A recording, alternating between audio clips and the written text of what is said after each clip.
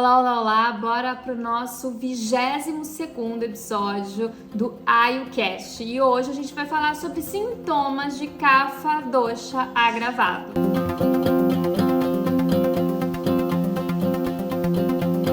Lá, mais ou menos no episódio 15, se eu não me engano, eu te expliquei como que é formado o Kapha Dosha, né? Que ele é formado por terra e água, pelos elementos terra e água.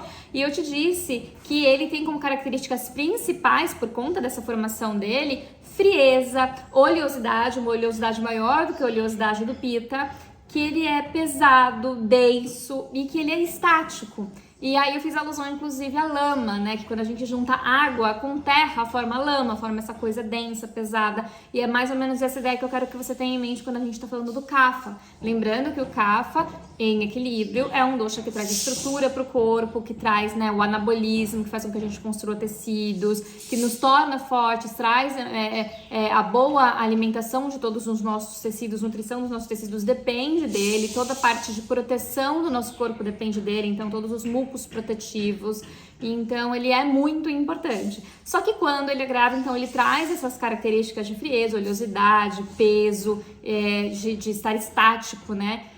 Justamente em excesso, e aí a gente se sente mal por isso. Então, a partir do momento que você começa a sentir isso em excesso, é porque existe um Kapha, né, muito provavelmente aí agravado. E para que você então entenda quais são os sintomas principais, lembrando que aqui eu só cito os principais, os mais comuns, mas é claro que vão ter outros, tá? E lembrando também que você não vai apresentar todos os sintomas, né? Dificilmente você vai apresentar todos os sintomas, você vai apresentar alguns, tá? Isso tá muito ligado ao quê? Ao elemento em si que tiver mais proeminente ali nesse desequilíbrio, mais desequilibrado. Mas, quando eu digo elemento, eu tô falando de água ou terra, no caso do Kapha. Mas isso é algo que a gente vai aprender daqui 2 episódios, se eu não me engano. Sim, daqui 3 episódios, na verdade, tá? E então segura a onda aí que você vai entender o que eu tô falando no final. Mas hoje você precisa entender, então, quais são os sintomas principais de Kapha agravado para que você analise se por acaso você tem algum desses sintomas. E aí, se você tiver, você assiste o próximo episódio que eu vou te contar como que você equilibra esse Kapha, tá? E outra coisa muito importante que eu quero que você saiba também é que na primavera é comum o Kapha agravar bastante, porque ele vem agravando na estação fria, que é o inverno, né? Então, naturalmente, ele vem agravando no inverno. E se a gente não cuida dele, quando chega na primavera, ele satura, ele agrava muito, ele começa a se liquefazer, a gente usa esse termo, né, de liquefazer, porque a gente começa a perceber que por causa do calor que começa a chegar com a primavera, esse Kapha que endureceu, então todas essas massas que endureceram, essa oleosidade que endureceu ali no corpo, esse excesso de umidade que acabou endurecendo no frio no corpo, começa a literalmente se liquefazer. Então a gente começa a ter excesso de muco, esse é um dos sintomas, mas calma lá que eu já vou citar todos eles. Mas um dos sintomas é esse excesso de muco na garganta, no nariz, começar a ter problemas respiratórios, porque de sinusite, rinite, porque começa a encher de muco nas narinas, na garganta, porque esse Kapha querendo sair para fora, se liquefazendo. Então, se a gente não cuida desse Kapha, quando a gente começa a perceber os sintomas de agravamento, a gente acaba tendo esses problemas, esses desconfortos, tá? E claro que a longo prazo, se a gente não cuida, a gente vai ter ali um agravamento severo e doenças decorrentes desse agravamento. Então, por isso que é bom a gente estar sempre ligado aos sintomas. Então, pega papel e caneta agora que a gente vai começar a listar os sintomas de Kapha agravado. O primeiro sintoma é oleosidade excessiva na pele. Não estou falando em ordem de importância, em ordem do que vai acontecer, tá? É só uma ordem lógica aqui pra gente seguir. Tô aqui tomando meu líquidozinho quente, que é ótimo pro Kapha. Mas vamos lá, oleosidade excessiva na pele é uma oleosidade maior do que a oleosidade do Pitta.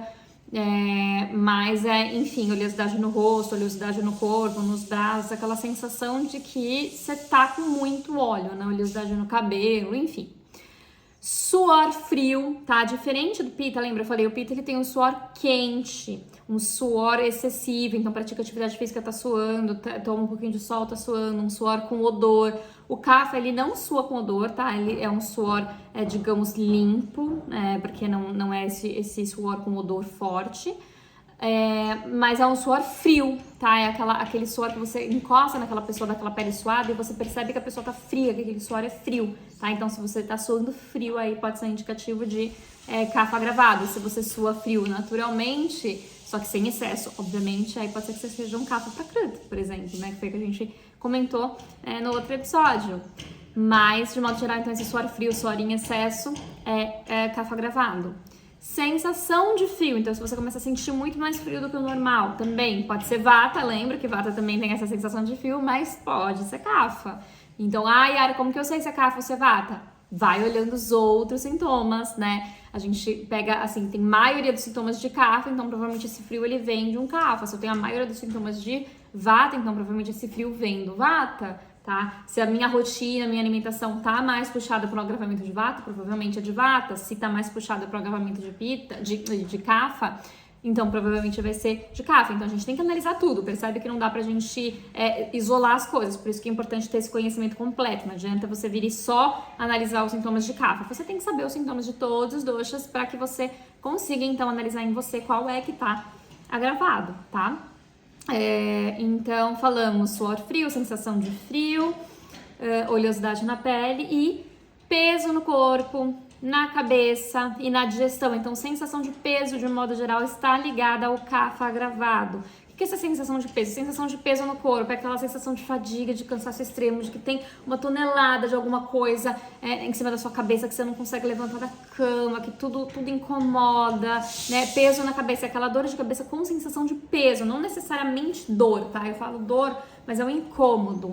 É essa sensação de peso na cabeça, de cabeça cansada, né? De peso na digestão, sabe? Quando você come, sei lá, você come um pouquinho de arroz, um nadinha de arroz, sei lá, um xixizinho de feijão, né? Você não colocou nada ali e você come e você fica com aquela sensação de que você comeu um boi, né? Parece que você comeu, sei lá, uma feijoada inteira e você não comeu nada, sei lá, você comeu uma folha de alface. Então, essa é a sensação de peso que a gente tá falando, de estômago estufado, de realmente de se sentir pesada. Fadiga, cansaço extremo, preguiça, então não ter vontade de fazer nada. Essa preguiça às vezes tá muito ligada a isso, às vezes a pessoa acha que é preguiçosa por natureza, mas na verdade ela só tem um CAFA agravado. Então isso tem que ser analisado também, né? Que tipo de preguiça a gente tá falando. Excesso de sono na pessoa que não fica com sono o dia inteiro, que dorme, acorda cansado e tem sono o dia todo e principalmente depois de comer, depois de fazer uma refeição, fica com muito sono. Por quê? Porque a digestão fica lenta, né? Esse é o próximo sintoma. É a perda de apetite e a debilidade digestiva. Então você pode ter a perda de apetite ou você sentir ainda fome, até porque fome é uma coisa um pouco complicada, porque tem muita gente que não sabe identificar a fome real. Mas você pode até sentir fome, mas você tem uma debilidade digestiva. Então você fica com essa digestão lenta, difícil, com esse peso no estômago. E essa digestão, como ela é uma digestão difícil, com um Agni muito baixo, com um poder de digestão muito baixo, a pessoa começa a apresentar esse sono excessivo. Porque a digestão requer um trabalho muito grande do corpo, um esforço muito grande do corpo. Já expliquei sobre isso em episódios anteriores. Então você acaba tendo essa sensação maior de sono se o CAFA estiver agravado, porque ele vai causar essa debilidade digestiva, tá? E aí você pode sim ter a perda de apetite, você pode inclusive ter enjoos, tanto para comer quanto depois de comer. Então às vezes você sempre tira da comida e você tem um enjoo, ou você começa a comer e você começa a ficar enjoado, você percebe que você deu 3 garfadas e começa a ficar enjoada. Então é esse corpo rejeitando a comida, porque o poder de digestão tá muito baixo. Então é também sinal de CAFA agravado.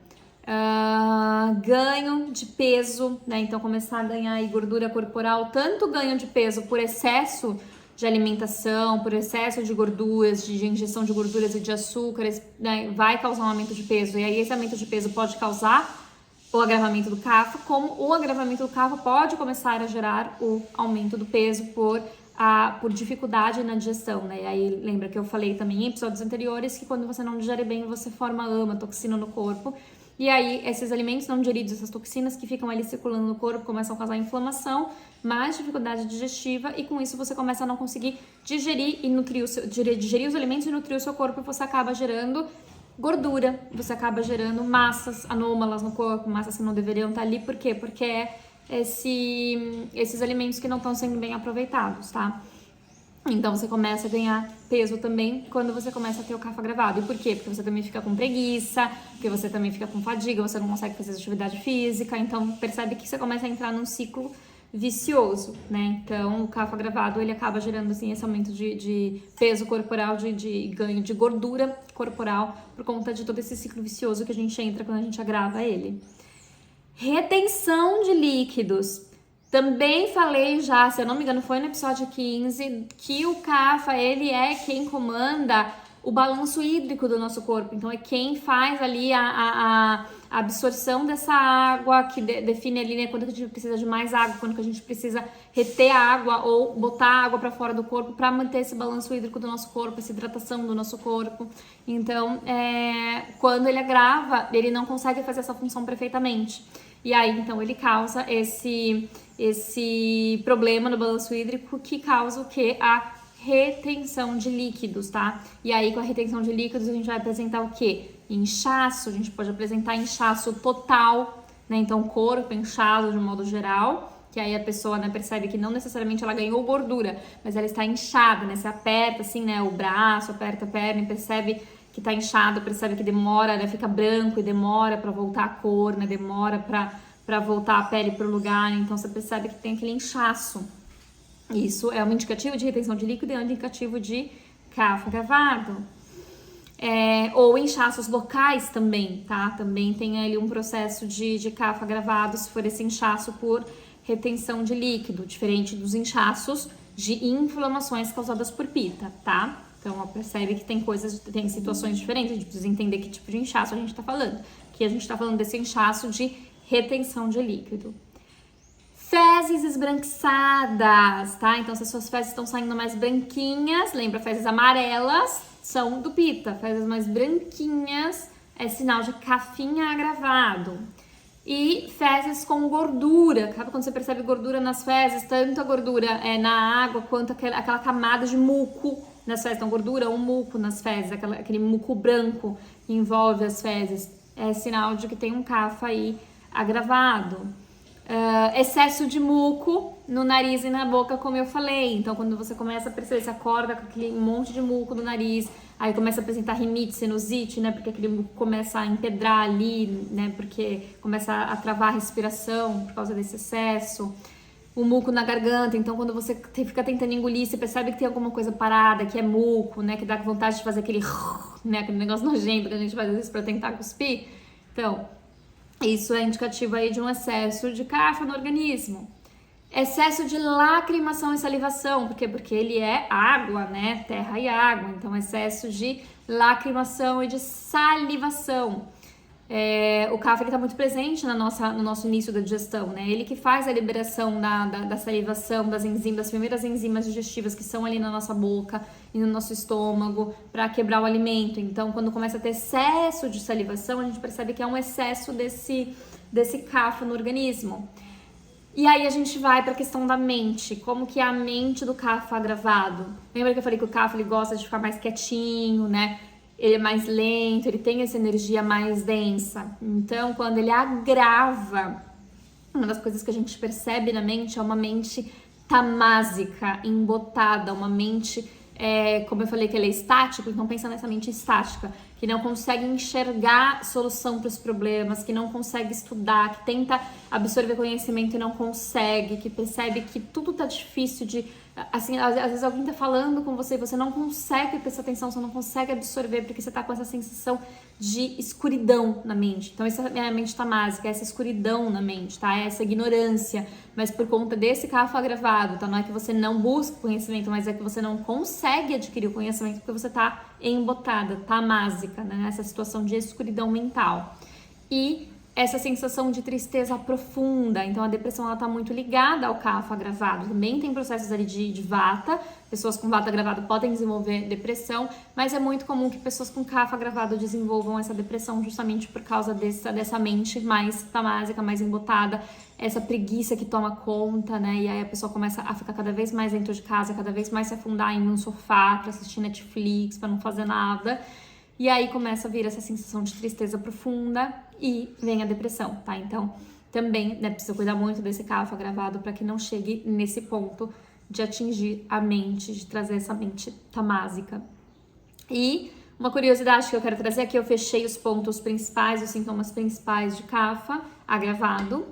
E quero trazer para vocês uma curiosidade, que é muito comum, né, a gente fazer a relação de Kapha com tumores, né? Porque a gente fala que o Kapha, ele é quem forma essas massas anômalas no corpo. Então, né, quando a gente lembra de tumores são essas massas que nascem, que não deveriam estar ali, né? E então é muito comum a gente fazer essa conexão do Kapha com essas massas. De fato, essas massas, elas são Kapha, elas são formação de Kapha. Mas nem sempre essas massas, elas vão ser formadas por causa do Kapha agravado, assim, quer dizer, não é que o Kapha que causou tudo, que ele que tem que ser tratado. É muito comum, tá?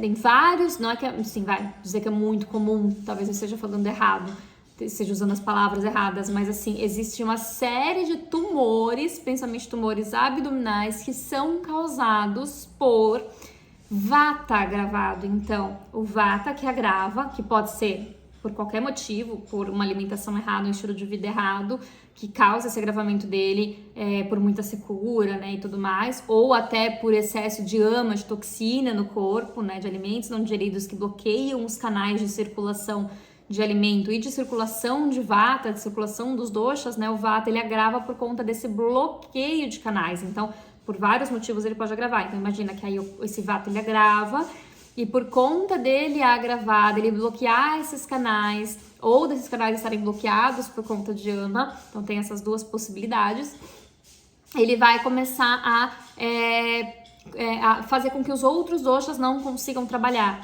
Então, Kapha, que precisaria então criar as massas, né, adequadas para o corpo, a massa de gordura, massa muscular adequada, e o corpo deveria excretar o resto, essas massas começam a ser formadas, começam a ficar retidas no corpo e começam a se formar de forma anômala, né, e formar os tumores. Mas daí por conta desse Vata agravado, principalmente por conta de bloqueio de canais, acho que o principal fator aqui é o bloqueio de canais, tá? Então, nem sempre um tumor ele vai ser tratando um Kapha, né? A gente precisa encontrar a causa. E às vezes a causa é o bloqueio de canais, às vezes a causa é o Vata agravado que bloqueou canais, enfim. Tem envolvimento de Vata em muitas questões de tumores. Mas sim, o tumor em si é uma formação de Kapha, porque ele é quem forma as massas, tá bom? Acho que é isso que eu tenho pra dizer hoje. Hoje eu tô mais lentinha, vocês devem ter percebido que a minha voz tá um pouquinho mais lenta, mas é porque eu tô iniciando ali um tratamento de Panchakarma que eu vou ensinar pra vocês o que é isso em outros episódios, não é momento ainda. Mas quem quiser acompanhar, entra lá no meu Instagram, @yariayurveda, pra entender o que tá acontecendo, né? Como que é o tratamento, que eu tô relatando tudo por lá. E então eu tô com uma alimentação bem leve, então eu tô me sentindo mais fraquinha, então por isso que minha voz tá um pouquinho mais fraquinha, tá bom? Mas não é Kapha gravado e não é falta de vontade de fazer o podcast, tá? É só porque realmente eu tô me sentindo mais fraquinha, então eu tô poupando energia falando um pouquinho mais lento, um pouquinho mais calma. Mas acho que por hoje é isso. No próximo episódio a gente vai falar então sobre como equilibrar esse Kapha se ele estiver gravado no seu corpo. Pra você que tá me assistindo no YouTube, não esquece de curtir esse vídeo se você gostou, de enviar para pessoas que você acredita que possam se beneficiar desse conteúdo, de escrever nos comentários se você tiver alguma dúvida, enfim, escrever o que você quiser, só pro YouTube entender que tá tendo interação, entender que esse conteúdo é legal e possa distribuir para outras pessoas, tá? Não guarde esse conhecimento só para você se você acha que ele é importante. E não esquece de seguir o canal e de ativar o sininho das notificações para que você sempre seja avisado quando um vídeo novo for ao ar. Não só vídeos aqui do podcast, mas também outros vídeos que eu alimento aqui esse YouTube. Beleza?